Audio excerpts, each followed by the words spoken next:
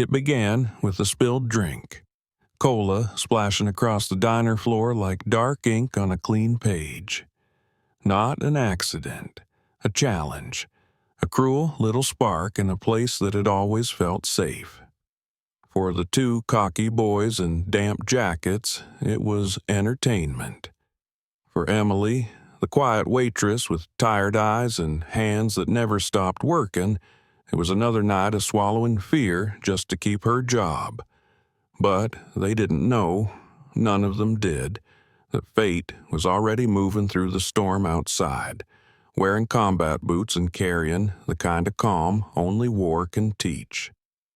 And when the door opened, when justice stepped in from the rain, everything changed. Before we dive into this story of courage, faith, and the moment bullies learn humility, if you believe the kind-hearted deserve a hero, subscribe so you never miss what hope can do when it arrives right on time. Rain tapped steadily against the windows of the Red Lantern Diner, soft and persistent like secrets told to no one. Inside, warm neon light washed over the chrome counters where Emily Brooks, a 23-year-old waitress with soft, blonde brown hair tied in a loose ponytail, moved carefully between booths. She was slim, pale-skinned, with tired eyes that held both caution and quiet hope, shaped by years of working late shifts since her mother passed away. Emily was gentle by nature, polite to every stranger, yet anxiety lived beneath her ribs like a caged bird.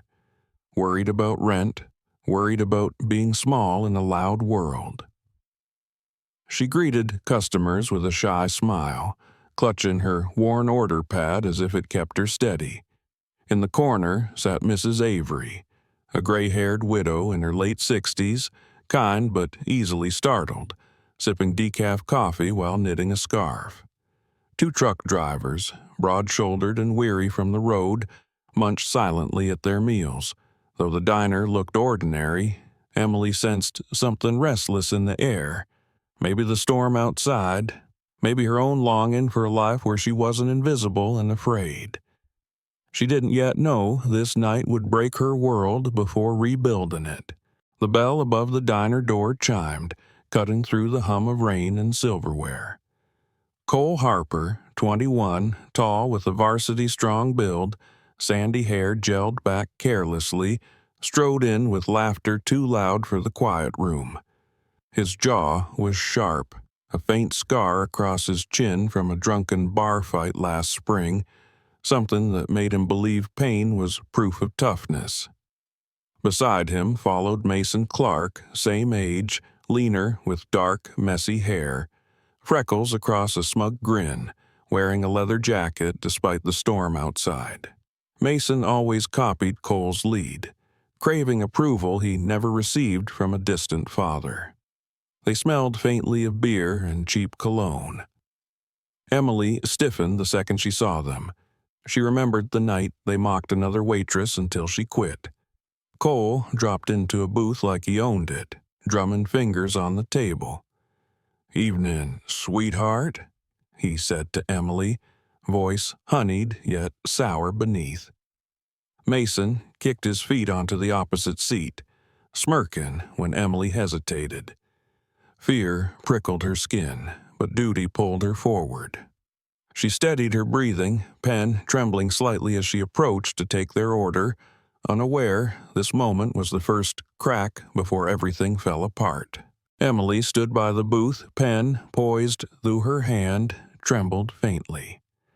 Cole ordered first, an overly complicated burger with no onions, extra bacon, sauce on the side, spoken slowly as if testing her patience.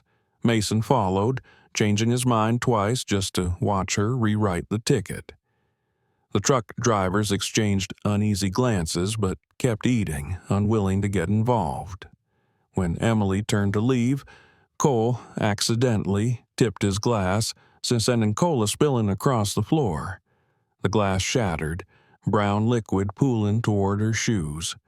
"Whoops," he said without apology, eyes glinting with cruel amusement. Emily knelt to clean the mess, knees damp, cheeks burning with humiliation. Mason let out a low whistle. "She's like a little mouse, huh? Quiet and scared." His voice had the tone of someone bored and looking for entertainment. From the corner, Mr. Green, a balding accountant in his 50s with thin wire glasses, watched with guilt tightening his features. He had once seen similar bullying toward his own daughter before her depression worsened, leaving him haunted and cowardly. He wanted to speak, but fear held his tongue. Emily swallowed hard, standing with shaky resolve as she headed for the kitchen, unaware things were far from over. When Emily returned with the food, her smile was thin as paper, stretched by obligation rather than warmth.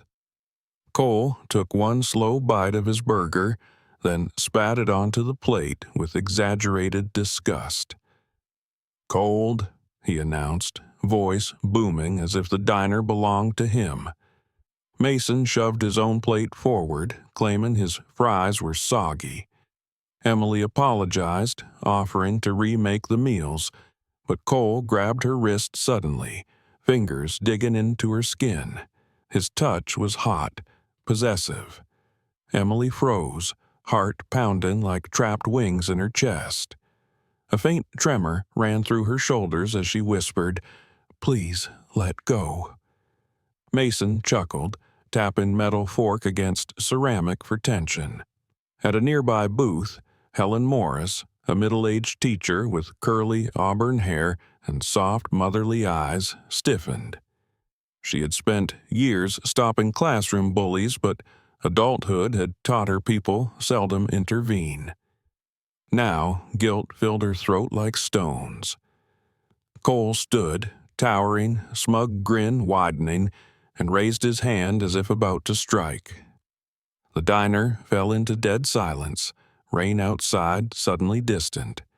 Emily squeezed her eyes shut, bracing for pain that had not yet arrived. But destiny was already walking toward the door.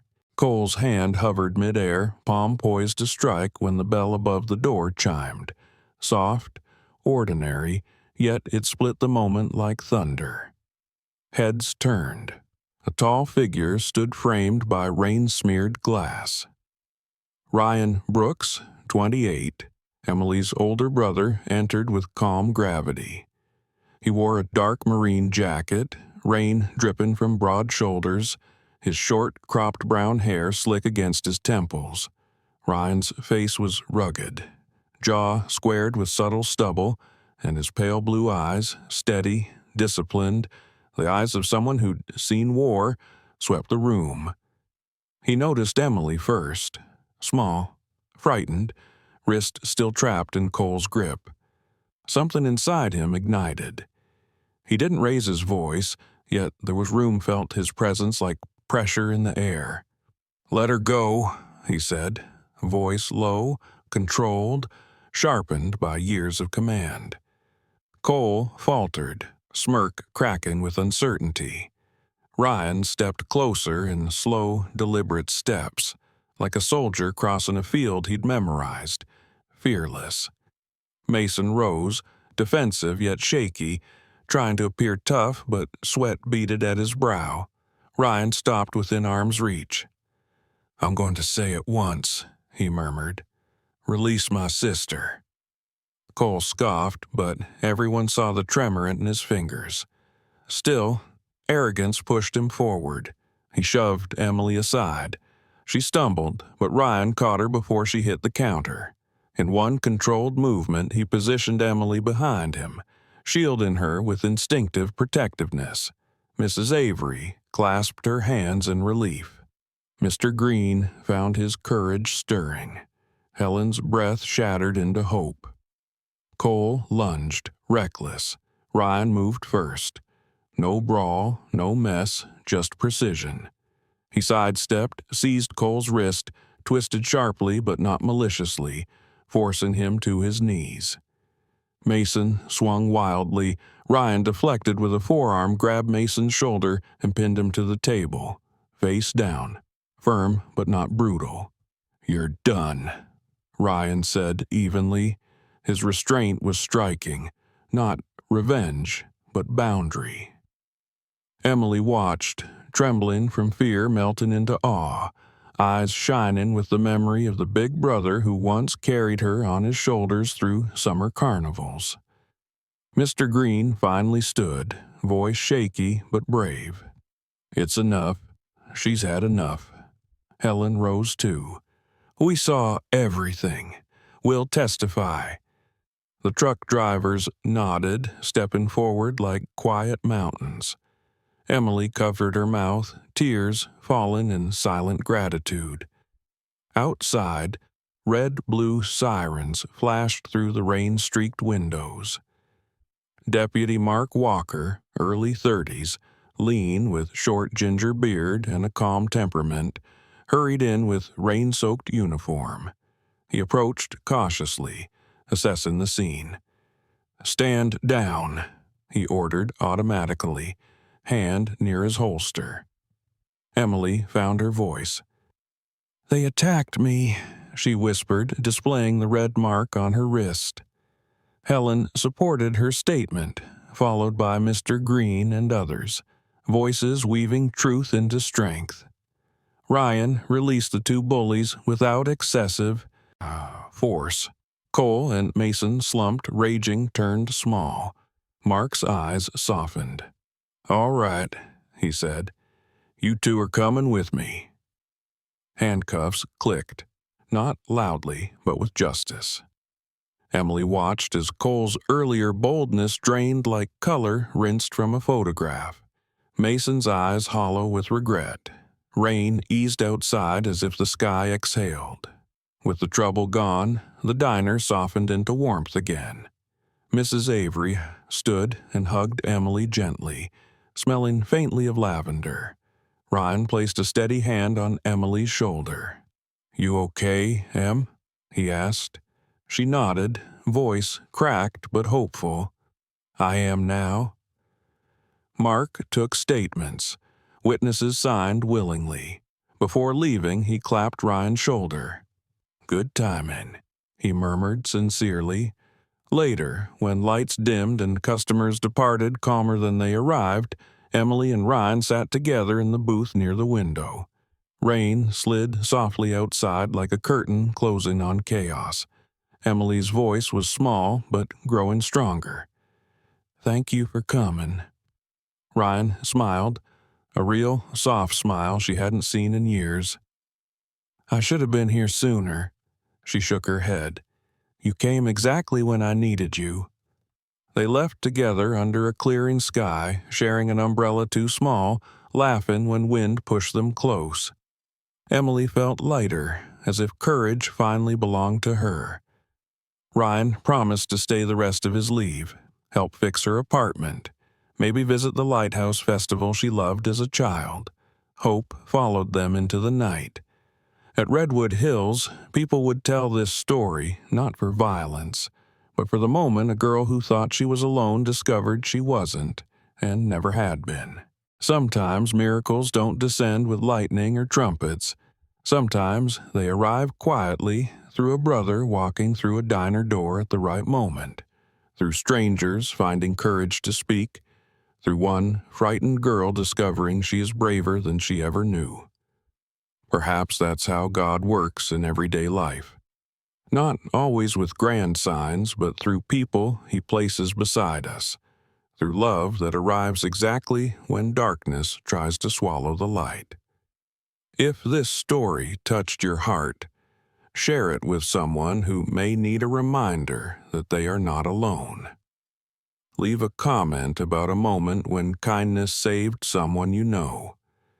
And if you believe in hope, in family, in God's gentle timing, subscribe and stay with us for more stories like this.